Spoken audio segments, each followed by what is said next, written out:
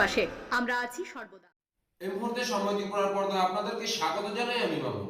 সুনামুড়ায় বিরোধীদের প্রচার সজ্জা নষ্ট করে দেয় দুষ্কৃতিকারীরা। অভিযোগের তীর শাসক দলের দিকে, যদিও শাসক দল অভিযোগ অস্বীকার করে। উভয় দলের তরফ থেকে থানায় মামলা।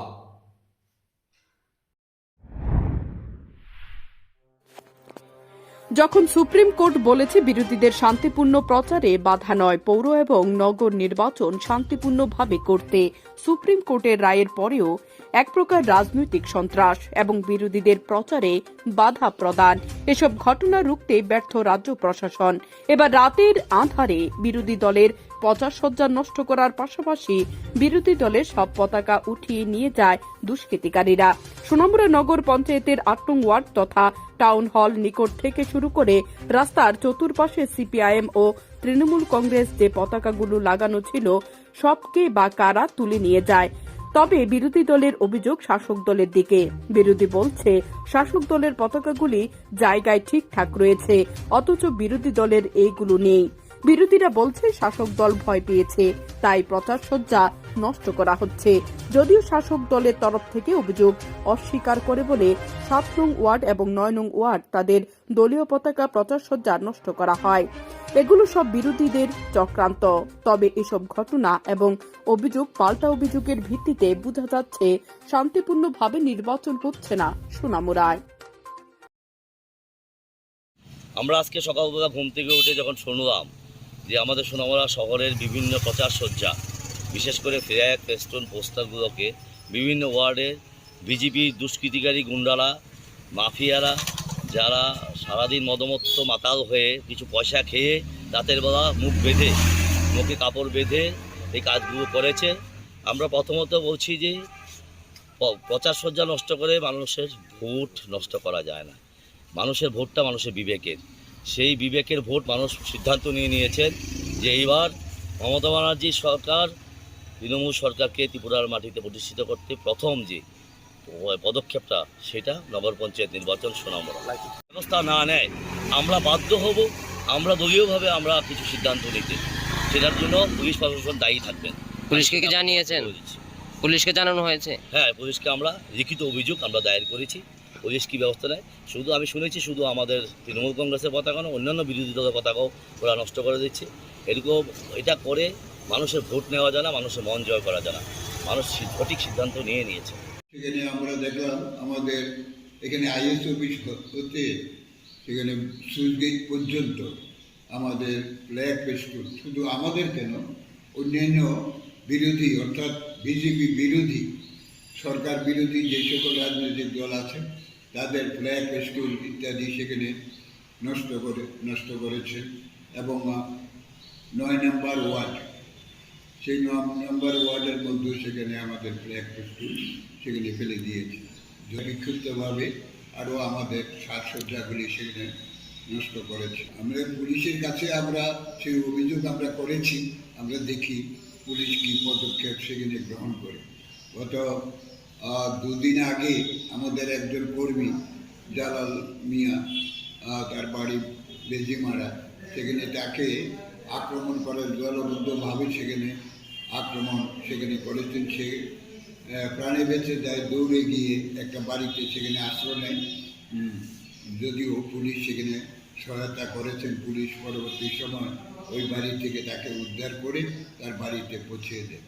আপনাদের কি প্রতিক্রিয়া? দেখুন, ভারতীয় জনতা পার্টির সংস্কৃতিতে লেখা নেই যে কেউ ফ্ল্যাগ ফেস্টুন নষ্ট করা। তৃণমূল এবং সিপিএমের বরাবরই তাদের উদ্দেশ্য হলো একটা বিশৃঙ্খলা তৈরি করা। তার জন্য তারা নিজের ফ্ল্যাগ তারা ফেলে এখন আমাদের উপর আঙুল তুলছে। এটা কলকাতাতেও দেখেছি আমরা, এবং বিগত যখন 25 বছর তারা সরকারে ছিল তখনও দেখেছি যে বিরোধীদের ফ্ল্যাগ ফেস্টুন ফেলে তারা অন্যদের উপর ইনজাম দেয়। তাই আমাদের সংস্কৃতি হলো সবাই নির্বাচনে ভোট উৎসবে অংশগ্রহণ করবে, সবাই ফ্ল্যাগ ফেস্টুন লাগানো হবে, কিন্তু তাদের উদ্দেশ্য হলো একটা বিশৃঙ্খলা তৈরি করা এই সুনামুড়ার মধ্যে। আসলে আমরা তো এই সংস্কৃতিতে বিশ্বাস করি না ফ্ল্যাগ ফেস্টুন ফেলানো, কিন্তু দেখা গেছে আমাদের ৯ নম্বর ওয়ার্ড এবং ৭ নম্বর ওয়ার্ডের ফ্ল্যাগ ফেস্টুন ফেলে দেওয়া হয়েছে। আমরা মামলা করেছি থানাতে, আমরা দোষীদের দৃষ্টান্তমূলক শাস্তির দাবি করেছি নির্বাচন কমিশনের কাছে। কারণ আমাদের একটাই উদ্দেশ্য, আমরা সবকা সাথ সবকা বিকাশে নিয়ে আমরা কাজ করার চেষ্টা করি। আমরা কোনো হিংসাতে বিশ্বাস করি না, হিংসাতে বিশ্বাস একমাত্র করে তৃণমূল। কারণ তৃণমূল বরাবরই পশ্চিম বাংলাতে যে হিংসা, যে বিদ্বেষ, সেই বিদ্বেষটাকে এই সুনামুড়াতে তৈরি করার জন্য তারা এসছেন। তারা নির্বাচনের পরে দেখবেন তারা জিরো হয়ে আবারও চলে যাবেন কলকাতা। ব্যুরো রিপোর্ট, সময় ত্রিপুরা।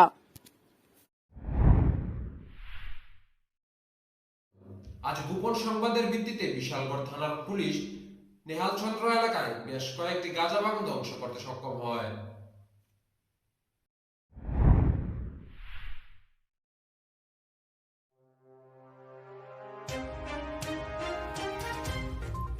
গোপন খবরের ভিত্তিতে বিশালগড় থানার ওসির নেতৃত্বে পুলিশ ও টিএসআর বাহিনী যৌথভাবে অভিযান চালিয়ে নেহাল চন্দ্রনগর এলাকায় বেশ কয়েকটি ভিটা থেকে ৩,০০০ গাঁজা গাছ ধ্বংস করে পুলিশ।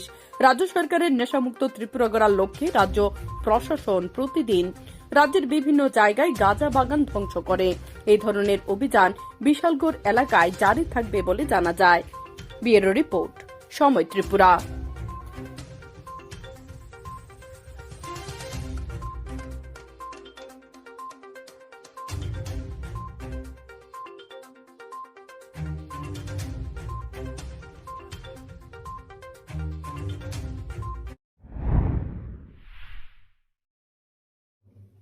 দিল্লি থেকে ত্রিপুরা সংবাদ সংগ্রহ করতে আসা 2 মহিলা সাংবাদিককে আটক করে ত্রিপুরা পুলিশ। আজ তাদেরকে উদয়পুর আদালতে তোলা হয়।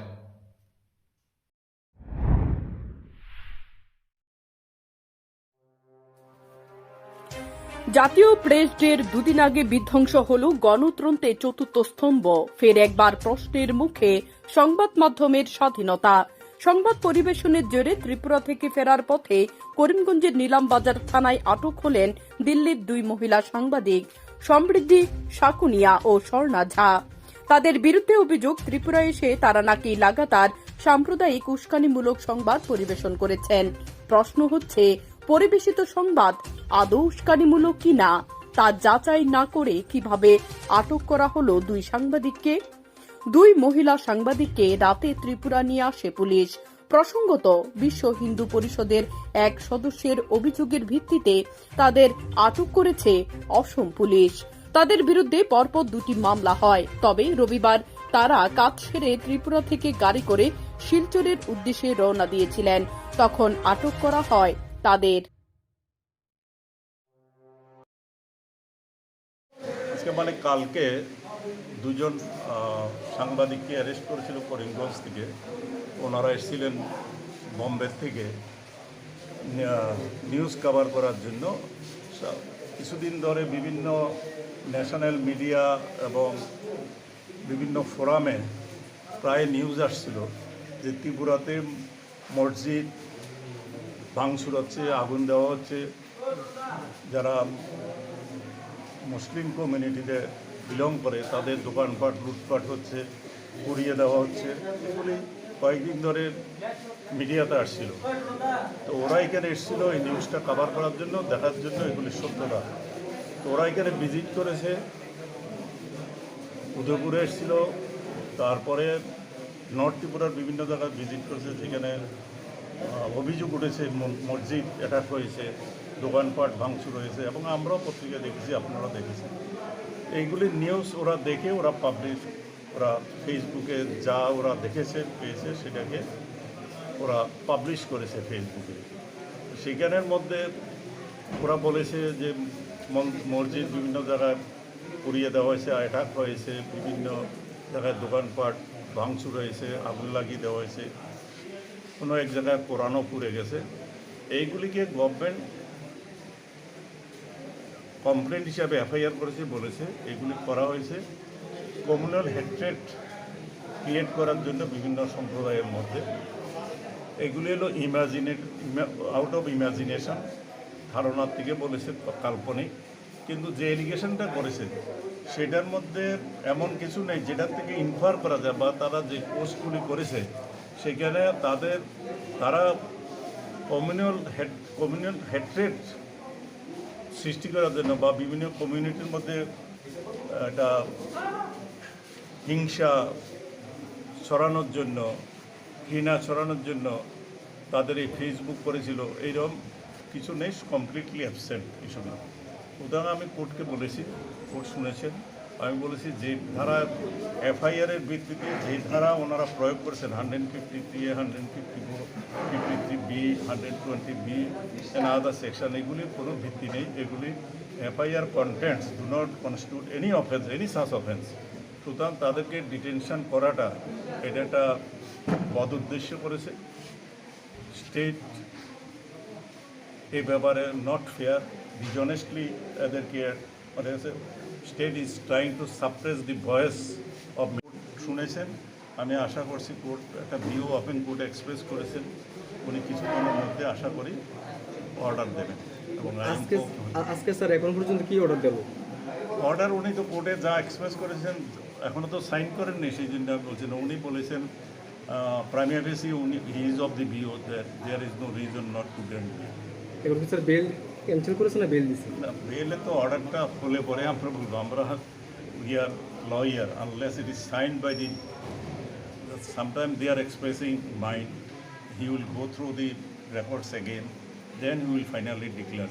মৌখিকভাবে আমরা শুনলাম যে বেল, সেটা তো আপনারা শুনুন, শেষে আমি বলছি। But as a lawyer sir এখানে কি কোনো শর্ত আরোপ করা হয়েছে? শর্ত তো জামিনের সবসময় থাকবে একটা বন্ড দেওয়া, যে যখন পুলিশ ডাকবে তখন আসবে।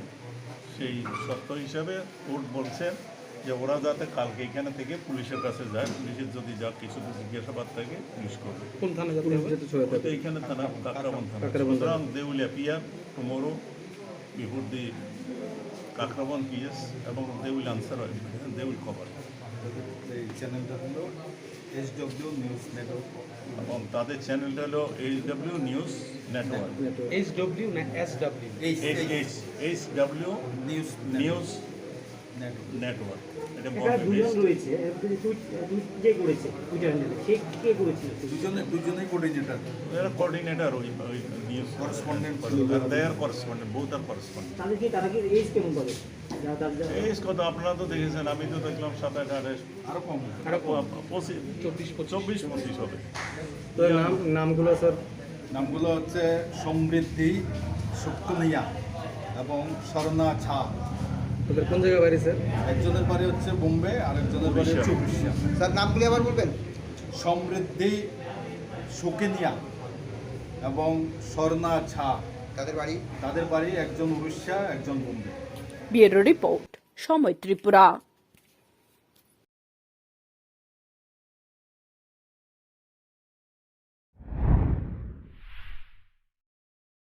সোনামুড়া নগর পঞ্চায়েত এবং মেলাগড় পৌরসভার নির্বাচনে সিপিআই মনোনীত প্রার্থীদের সমর্থনে আজ সোনামুড়া মিছিল ও পথসভা সংগঠিত করা হয়। এদিন উপস্থিত ছিলেন বিরোধী দলনেতা মানিক সরকার সহ স্থানীয় বিধায়করা। সোনামুড়া নগর পঞ্চায়েত ও মেলাঘর পৌরসভা নির্বাচনে সিপিআইএম প্রার্থীদের জয়ী করতে সোনামুড়ায় বামেদের মিছিল ও পথসভা অনুষ্ঠিত হয় সোমবার। এদিন মিছিলটি পার্টি অফিস থেকে শুরু করে বিভিন্ন পথ পরিক্রমা করে রবীন্দ্র চৌমুনিতে এসে মিলিত হয় পথসভায়।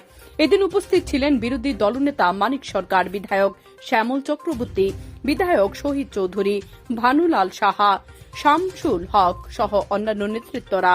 এদিন বক্তব্য রাখতে গিয়ে প্রথমে বিধায়ক শ্যামল চক্রবর্তী বলেন, উন্নয়ন নামের রাজ্য যে লুটপাটের রাজত্ব কায়েম হয়েছে, এ লুটপাট বন্ধ করতে উন্নয়নের জন্য সিপিআইএম প্রার্থীদেরকে জয়যুক্ত করুন। বিধায়ক শ্যামল চক্রবর্তী বলেন, সোনামুড়া জাহাজ আনার নাম করে শুধু সাইনবোর্ড বানিয়ে 20 লক্ষ টাকা হাতিয়ে নিয়েছে, কিন্তু জাহাজ আর আসেনি।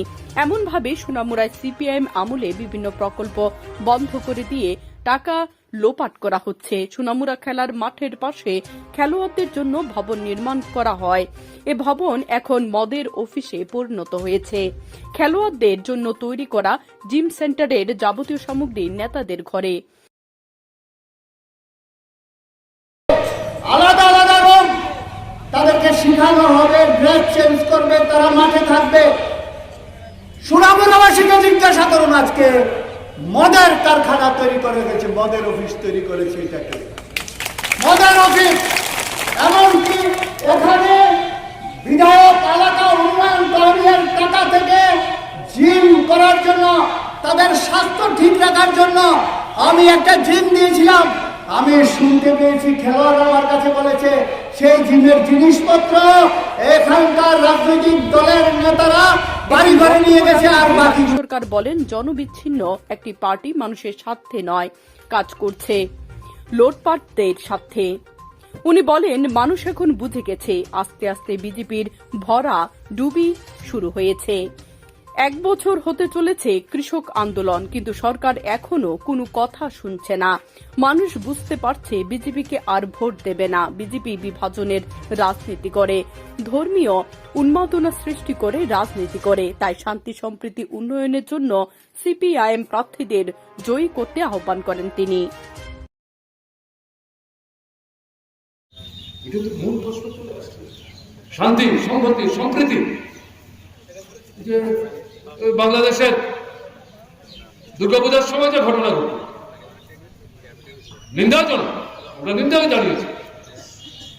বাংলাদেশের গণতান্ত্রিক শক্তি ঝাঁপিয়ে পড়েছেন এর বিরুদ্ধে, সরকারও আমাদের দেশেও আমরা তার প্রতিবাদ করছি। আপনাদের এখানে শুনলাম নাগরিক কমিটির উদ্যোগে একটা বিরাট বড় সমাবেশ আপনারা করেছেন দলগত উদ্যোগ, তারপরেও গোলমাল করার চেষ্টা করছে। কি হচ্ছে? সাপ ছেড়ে দিচ্ছে বিষ ঝাড়ার জন্য, আর একদিকে উজাপ পাঠাচ্ছে বাঁশি বাজিয়ে সাপের বিষ তোলার জন্য। শুধুই হচ্ছে একটা জায়গায় কি ব্যাপার, মানুষের বোকা বুঝে না কিছু।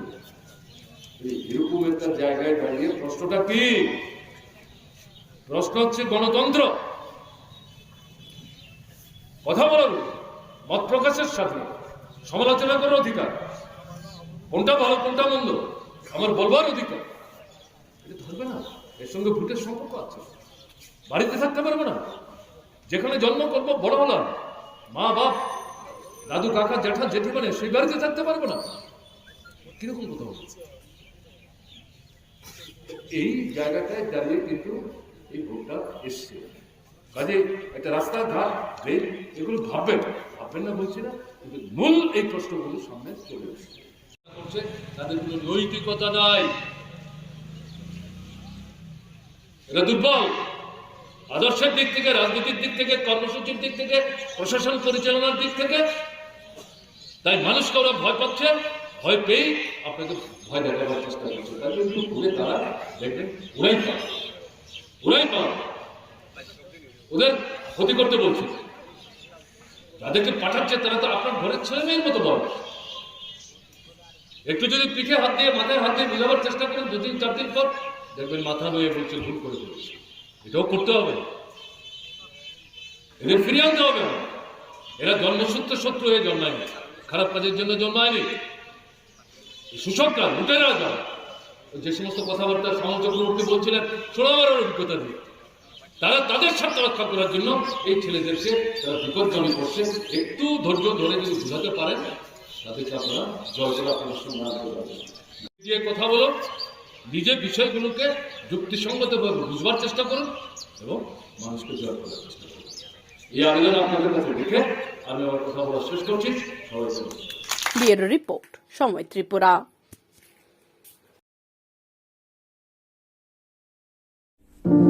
আপনি সোনামুড়া এসে সুস্বাদু খাবার খাবেন ভাবছেন, কিন্তু হোটেল খুঁজে পাচ্ছেন না? তাহলে আর ভাবনা নয়, চলে আসুন হোটেল ডায়নায়। এখানে আপনার পছন্দের সকল প্রকার সুস্বাদু খাবার পেয়ে যাবেন স্বল্প মূল্যে। আমাদের এখানে রয়েছে সবজি, মাছ, মাংস, ভাত, তাছাড়াও রয়েছে বিভিন্ন সুস্বাদু বিরিয়ানি, তন্দুরি চিকেন, তন্দুরি রুটি। আমাদের ঠিকানা সোনামুড়া মধ্যবাজার, সোনামুড়া সিপাহীজলা, ত্রিপুরা। যোগাযোগ 600093833131 অথবা 9436178745। এছাড়াও রয়েছে হোম ডেলিভারির সুব্যবস্থা। এবার ছাত্রছাত্রীদের স্কলারশিপ প্রদানের দাবিতে সরব হয়ে মাঠে নামবে মহারাজা প্রদ্যুৎ কিশোর।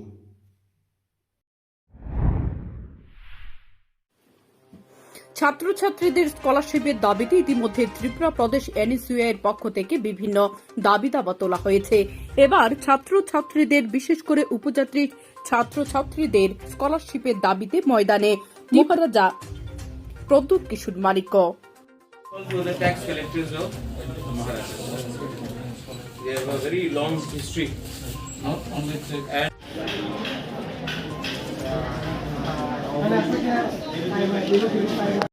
I have met the director of tribal welfare mister Vishal Kumar ji, और उन्होंने पहला बात है जो 2000 स्टूडेंट्स हैं, जो आप लोग 2000 लोग हैं जिनका स्कॉलरशिप कोई भी रीज़न से आपको मिला नहीं था, विद इन दिस वीक, इस हफ्ते के अंदर आप लोग को 2000 लोग जिनका स्कॉलरशिप पेंडिंग था उनको आप सबको इसी हफ्ते तक, मैंने गारंटी लिया है इनसे, इन्होंने मुझे गारंटी दिया है कि इसी हफ्ते में आप 2000 लोगों को जिसका स्कॉलरशिप नहीं मिला था आप लोग को मिल जाएगा। ये मेरा गारंटी है और ये गारंटी इन्होंने मुझे दिया है। अगर नहीं मिला तो मैं वापस यहाँ आ जाऊँगा एक हफ्ते के, इस अगले हफ्ते।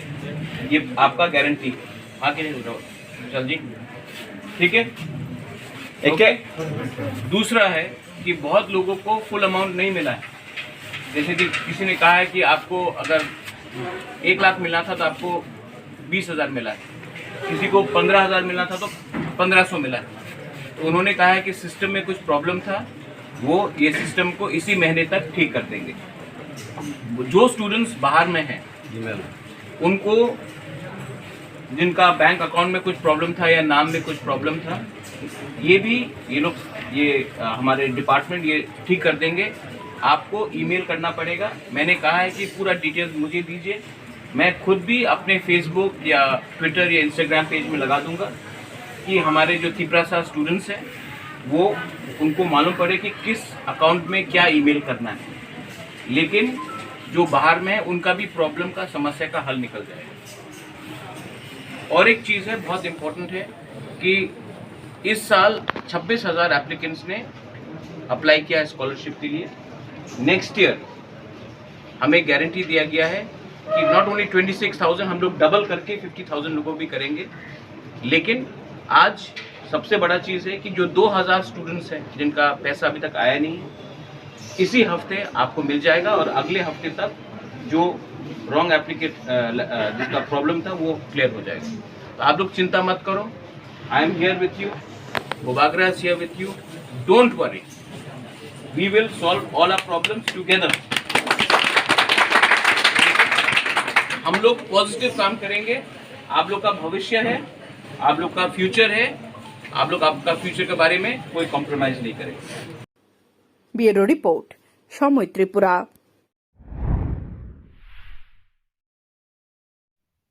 এই মুহূর্তে সময় ত্রিপুরার পর্দায় আপনাদেরকে স্বাগত জানাই আমি বাবু।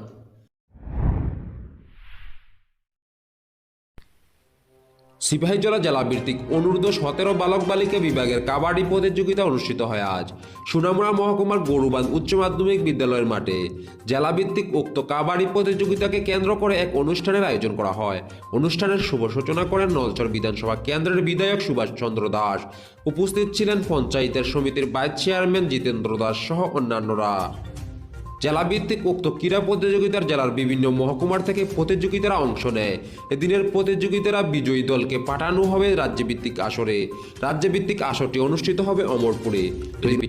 এদিন অনুষ্ঠানে জেলার বিভিন্ন মহকুমার থেকে শিক্ষকরাও অংশ নেয়। জেলা ভিত্তিক এই প্রতিযোগিতা সম্পর্কে মহকুমার তথা জেলার বিশিষ্ট ক্রীড়া শিক্ষক আবু তাহের মিয়া জানান, ধন্যবাদ। আমাদের আজকে গরুবান স্কুল মাঠে সিপাহীজলা জেলা ভিত্তিক অনূর্ধ্ব 17 বছরের বালক বালিকা বিভাগের কাবাডি প্রতিযোগিতা। এই প্রতিযোগিতার মাধ্যমে আমরা সিপাহীজলার একটা ডিস্ট্রিক্ট টিম আমরা তৈরি করব ছেলে এবং মেয়েদের। এখান থেকে তারা খেলা শেষ করে আগামীকাল রাজ্যভিত্তিক খেলার উদ্দেশ্যে তারা অমরপুরের উদ্দেশ্যে যাত্রা করবেন। আজকের এখানে যারা আছেন তিনটা খেলা হবে, এর মাধ্যমে আমাদের একটা সিলেকশনও তৈরি হবে। এই সিলেকশন টিম তারা আগামীকালকে অমরপুরের উদ্দেশ্যে রওনা হবে। একদিন, হ্যাঁ, এটা একদিনের খেলা। প্রতি ডিস্ট্রিক্ট, প্রত্যেক সাব ডিভিশন থেকে আমরা 9+1 করে প্লেয়ার আমরা এখানে আসি। শুধু কবাডি, এটা শুধু কবাডি প্রতিযোগিতা। আমার নাম আবু তাহের মজুমদার। আমার পোস্ট, আমি sub divisional school force board secretary. আপনি কি আপনার পছন্দের মোবাইল কিনতে চান? কিন্তু খুঁজে পাচ্ছেন না? তাহলে আর দেরি কিসের? আজ চলে আসুন মধুমিতা মোবাইল ফ্যাশনে। এখানে রয়েছে রিয়েলমি, স্যামসাং, ওপো, ভিভো সহ সব ধরনের নামি দামি মোবাইল। তাছাড়াও রয়েছে মোবাইলের যাবতীয় সামগ্রী। Madhumita mobile fashion. আমাদের ঠিকানা মধুমিতা ইউবিআই ব্যাংক সংলগ্ন সোনামুড়া, সিপাহীজলা, ত্রিপুরা। যোগাযোগ 9856492846।